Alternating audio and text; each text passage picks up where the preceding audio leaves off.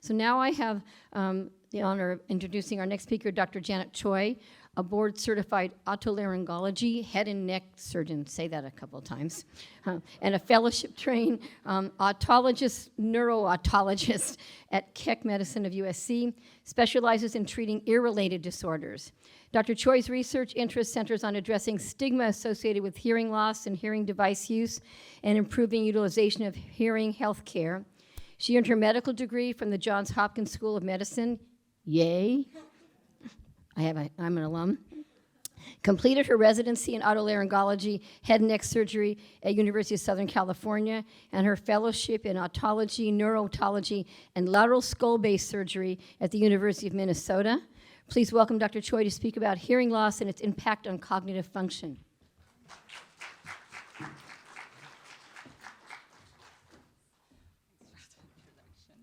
Do we have the clicker any chance or a pointer? I don't know. I don't think we have a pointer, so you'll have to. Or mouse works maybe. Maybe the mouse works. Yeah. All right. Hi. Yeah. Thanks so much for a great introduction. Nobody really knows what otolaryngologist does. I'm an ear doctor. It's just simply I can say that.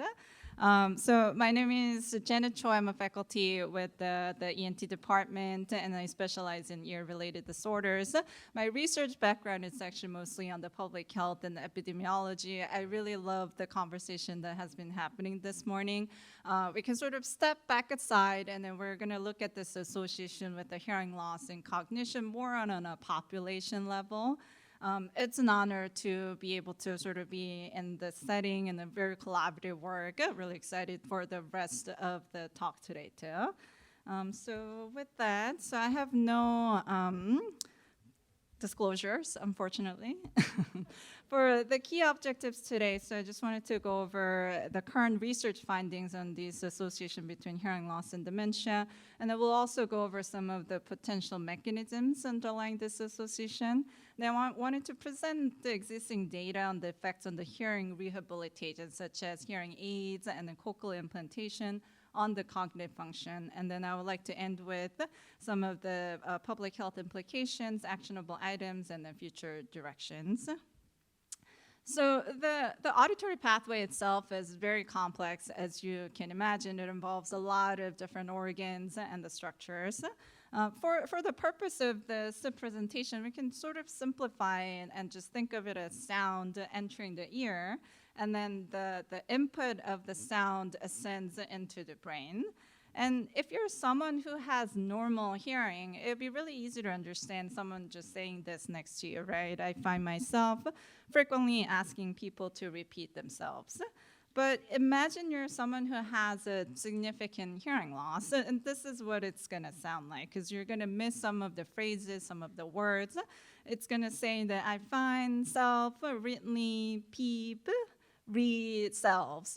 So you can see if you put a lot of close attention with the context, you may be able to kind of figure out what this person is trying to say, but it takes a lot of effort to really truly understand what this person is trying to say. And this is the sort of concept of the listening effort and cognitive load with the hearing loss. And this illustrates sort of like a good point throughout the presentation today.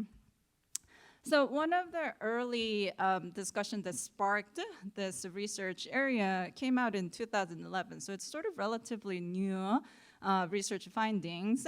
And then in this study, there's looking at the population of older adults in Baltimore longitudinal aging of health. They found that there is an independent association between hearing loss and incident dementia. And then they also found that there was a dose-response relationship.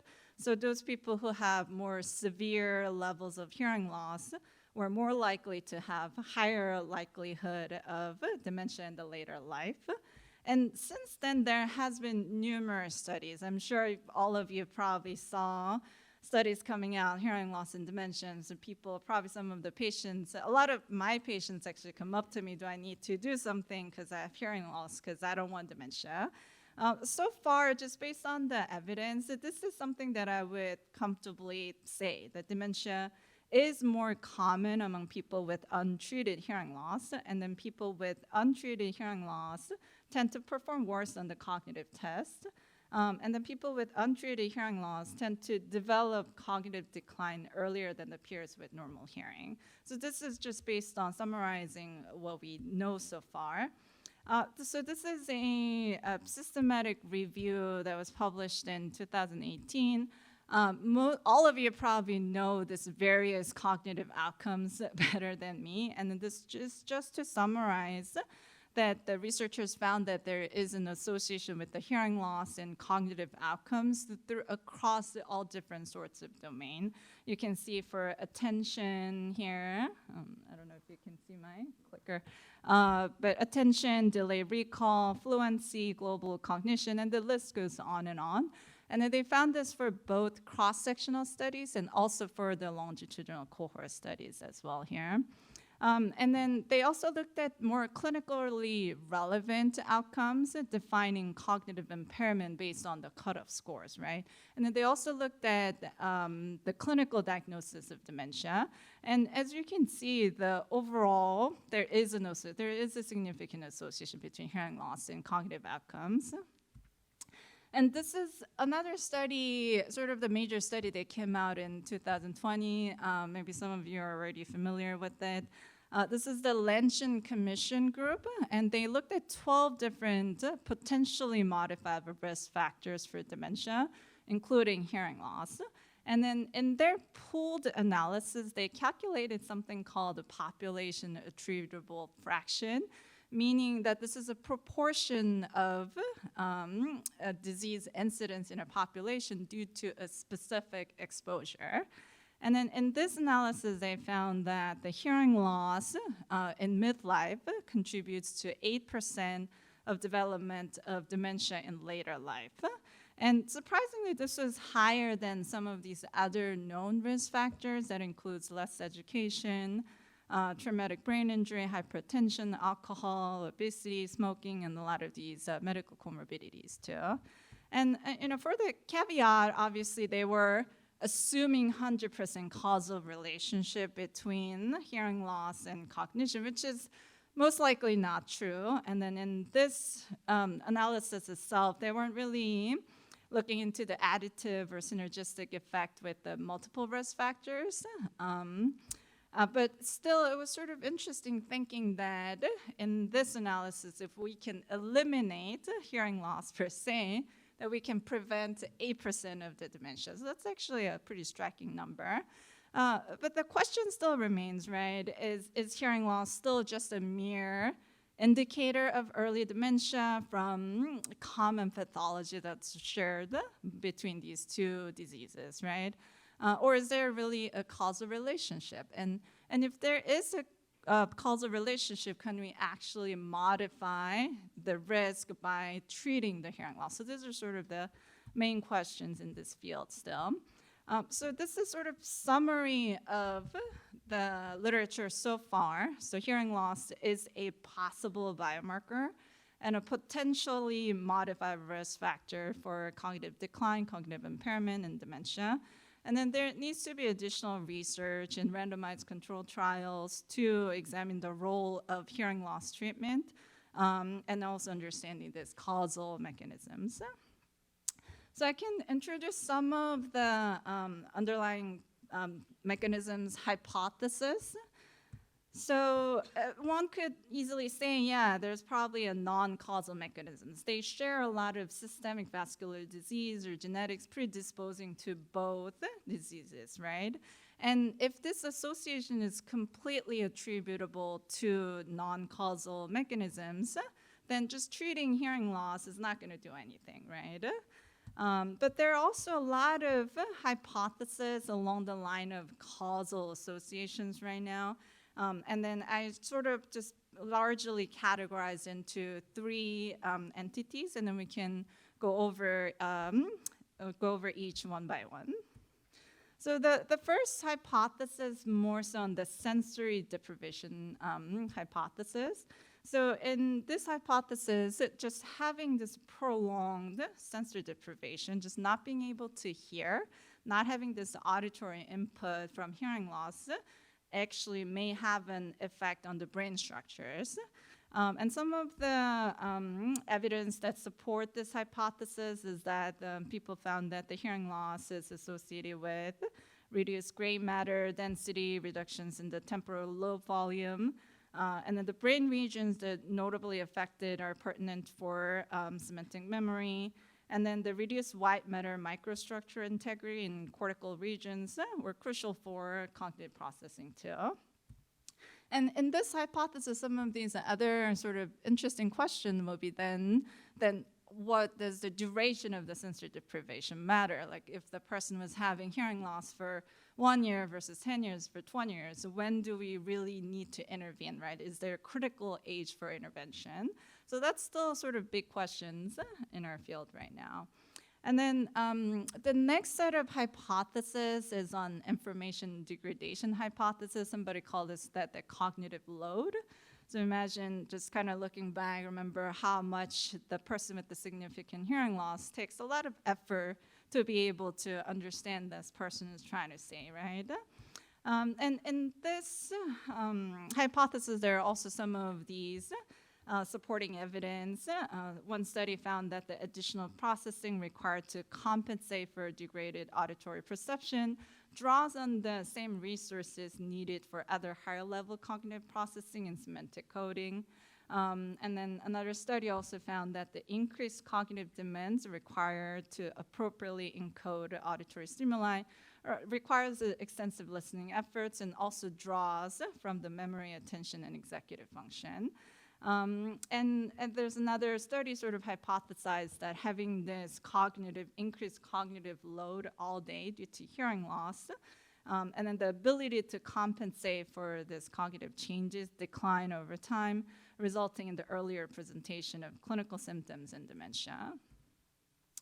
And then last hypothesis I can introduce is the mediation pathway through social isolation. So a lot of psychosocial measures have been introduced, such as loneliness, social isolation, and depression. And there's also a mediation pathway through decreased physical activity and frailty for someone who have hearing loss. Because the association with hearing loss and social withdrawal, isolation, that has been pretty well studied. And then the link between social isolation and dementia also have been very well studied, right? So just kind of thinking that pathway, this is also another one of the popular, well-accepted pathway for this association as well. I'm not going to go too much into detail for this study, but just wanted to point out that in this sort of a large cohort study based on the UK adults, they did see that there was multiple pathways that was significant, independently significant for the association with hearing loss and cognition. There was this direct pathway that was significant, but there was also separate pathway through the social isolation and also through the depression and also moderation through the hearing aid use too. And for the next set of slides, I can sort of switch the gear. I wanted to show you what the current state of hearing health is right now. This schematic sort of summarizes what's going on pretty well. For US adults, 1 in 6 people experience hearing loss, and about 80% do nothing about it. And then on the right side, this is the US adult data. And then you can see that the hearing loss prevalence is very high. It's the blue bars. And then it doubles by aging 10 years. About 2/3 of US adults 70 years and older actually have audiometry measured hearing loss. So hearing loss itself is just very common. But if you look at the hearing aid utilization rate, it sort of lingers around 10 and 20%. And there are a lot of reasons that goes into it. That itself could be a whole 1-hour talk, so I wouldn't go too detailed into it. But this is sort of something to think about, like why is this utilization rate so low, especially for older adults in our population? And because we have come a very long way. The hearing technology has been out there since 1700s. One of the concept is called the ear trumpet, and then I found that in 1700 they made ear trumpet out of buffalo horn. And then they started making it out of metal in around 1800s. And in early 1900s, they came up with the body-worn hearing aid for the first time. And then the picture on the right side, it can actually amplify up to 70 dB. So it's pretty impressive. And since then, the 1990 was the first time when the 100% digital hearing aid came out.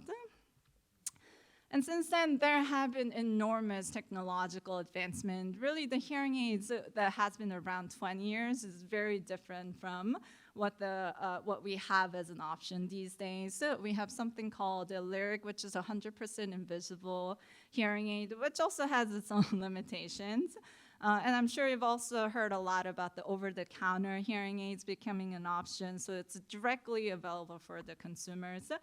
It has been adapted for hearing aids to be more accessible and affordable for older adults. And hearing aids itself also has evolved as well. So I'll share my experience because I personally have hearing loss just on my left ear. I was born with it, I had surgery. But I didn't really use hearing aids until I was in early 30s. And then I was surprised by all these jewelries that are out there. There are Instagram accounts that are out there. So people try to make it more fashionable. And I really believe that one day, people are going to start wearing fake hearing aids, just like people wearing eyeglasses, right? It really can be a cool thing one day. And then the cochlear implantation, I'm sure a lot of you who especially work with the geriatric population have heard of this. And this really has become a standard of care for people who have moderate to profound hearing loss, who's no longer benefiting from hearing aids. And this is a great technology. So it's a surgical implant, but we can directly stimulate the cochlear nerve and bypassing all the outer hair cell loss. So then kind of sort of natural questions, what happens to this association with the hearing loss and dementia? What if we use hearing aids and cochlear implantation? So this is actually a set of systematic review that came out in 2022. So it has a lot of wealth of information for what has been done so far. And you can see the variability of the findings are pretty high depending on the study, but generally overall, the hearing aid use was associated with a significantly lower risk of cognitive decline, and it was about 19% that they found in this meta-analysis.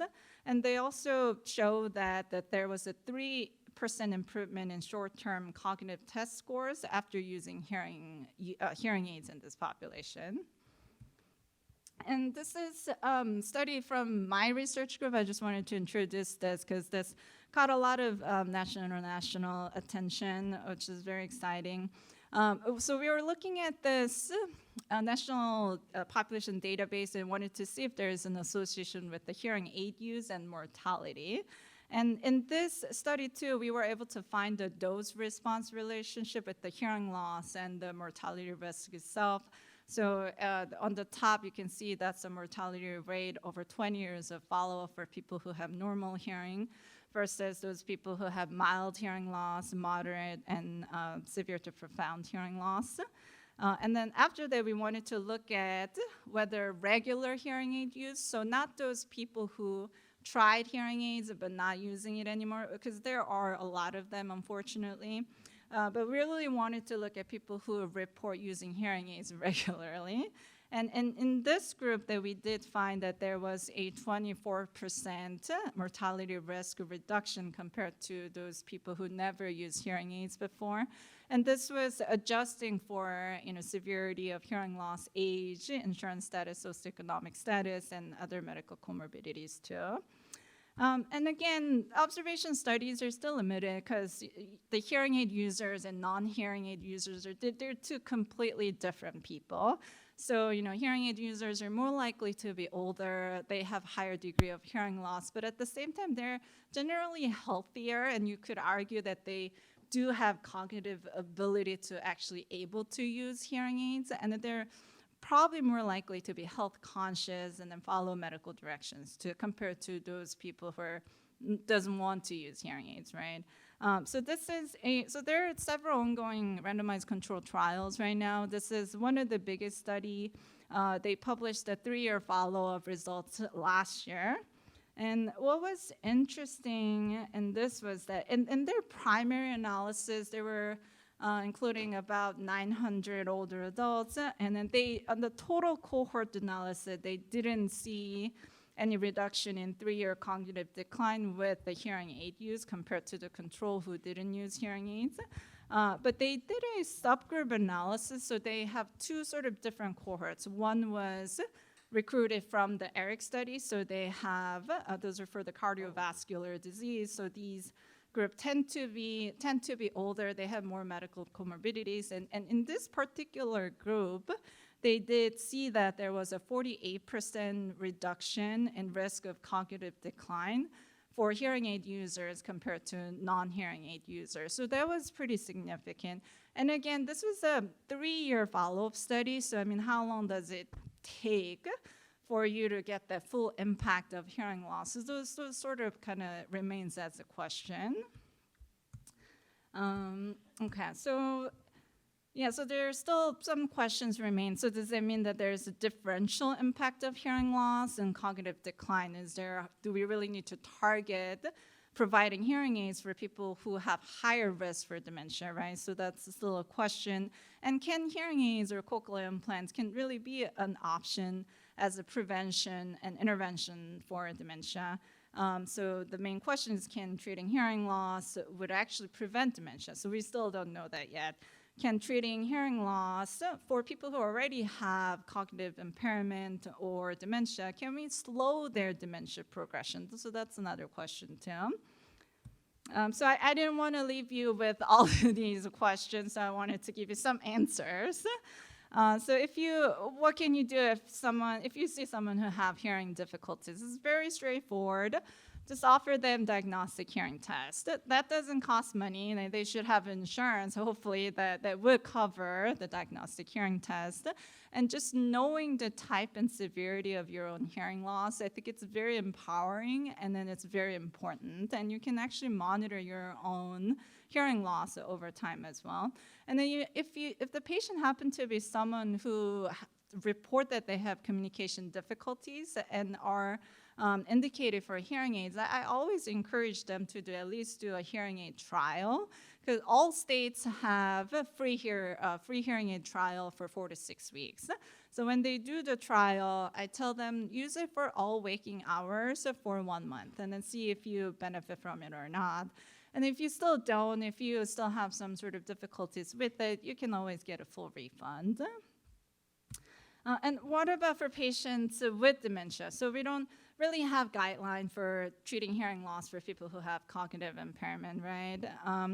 The studies have shown that it definitely helps for the communication and their quality of life.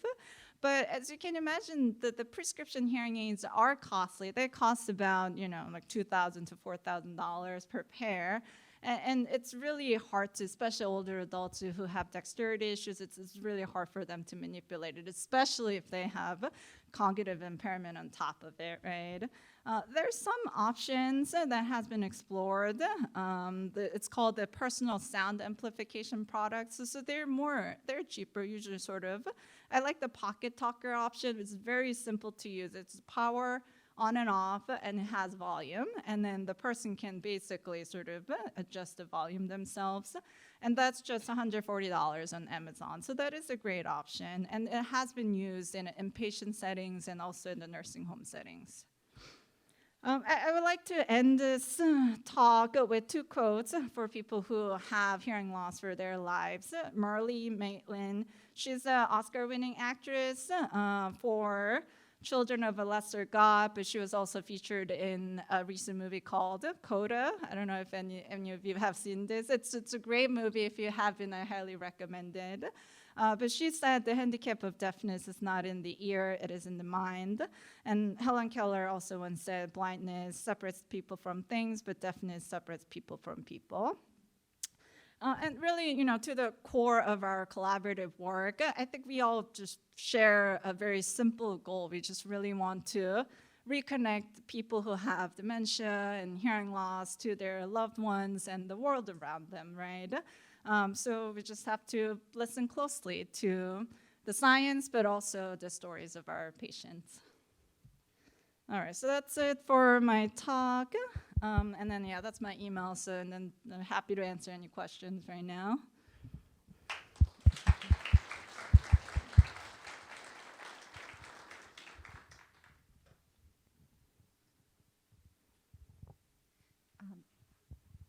Hello. Hi, thank you so much. My name is Heather Shikadans. I'm a geriatrician and family physician at Harbor UCLA. I just had a question about the idea of some, regaining of function when somebody is actually using a hearing aid appropriately, and how might that impact the way that we do screening for dementia or cognitive impairment in primary care. In our clinic, we have pocket talkers. I'm really grateful for that, so we can use them during the exam or during the screening for dementia. But I'm not sure if the patient has had enough opportunity to sort of like regain whatever reversible cognitive impairment they might have had before they just slap on a pocket talker. So if you could comment on that, that's my question. Right. Thank you. No, that's a really excellent question. And it's something that comes up all the time, because in the studies too, when we restore the hearing, when we look at this, people who are not performing well on the cognitive test, the question is really the cognition, or is it just they're unable to hear? They're just unable to follow directions. That actually impacts the cognitive scores too. So a lot of these sort of randomized controlled trials really looking at the impact on cognition, they look at a specific set of cognitive tests that does not require listening or not a complicated following the directions. But you have a good point. I'm glad that you actually have a pocket talker in your practice, so it actually does not impact. That's one thing that would not bring their cognitive scores down. But it's really difficult to tell. I think it's one thing we could do, at least by just offering a pocket talker to be available. In an ideal world, we would want them to use hearing aids, right? It's a little difficult if they already have sort of advanced cognitive impairment, but especially if you're more screening for someone who has mild cognitive impairment, you just wish if they had hearing loss, you wish they were using hearing aids for, like a couple of years before they came in to do the test, right? Yeah, so I think we, as a whole, feel that we can really sort of gear towards making hearing aid use more available for the people who have hearing loss. But yeah, thanks for the great question. John Danner at Keck School of Medicine Memory and Aging Center. And I'd like you to comment briefly on COVID, mask use, and lip reading. Oh yeah, I mean, we get that all the time, especially so someone comes in for the cochlear implant candidates evaluation, so you know that they have bilateral hearing loss, and with the mask during the COVID, that you're not going to be able to communicate with that person. There are a lot of transcription apps that works really well. I'm sure some of your geriatricians may already using this. I use a lot of just typing on the notepad as I'm talking to the patients, which is not ideal. A couple of things that actually came up during COVID was that, I think I definitely saw more people coming in saying that, I didn't know that how much I was relying on the lip reading. All of a sudden I can hear. It was almost, they say it was a sudden hearing loss, which it wasn't, right? It would just happen because people were all covering their mask. But I also see another aspect that their patients come in and just say, I don't want to wear hearing aids because there are too many things I had to wear now. I have to wear glasses, I have to wear masks, and I need to wear hearing aids on top of it. Like, I don't want to do this. I lose my hearing aids all the time. So I've seen that happening for both sides during the COVID. I definitely got more patients coming in saying that I have hearing difficulties, but I also have patients told me I don't want a hearing aid. I don't want to wear hearing aids because I have to wear masks. Yeah. Any other questions? So I have a question. Hi, I'm Linda. I'm a social worker. I haven't been in grad school in a while, so forgive me. When you're using the word association, is that to mean correlation? Okay, Yeah, exactly. thank So- you. Yeah, no, I mean, these are sort of words that we throw out, but I think kind of the main thing is that there is a correlation, but the causation has not been proven yet. So that's something, that was sort of the main point of all of those 30 slides. I just wanted to understanding. Thank you. Right. Okay.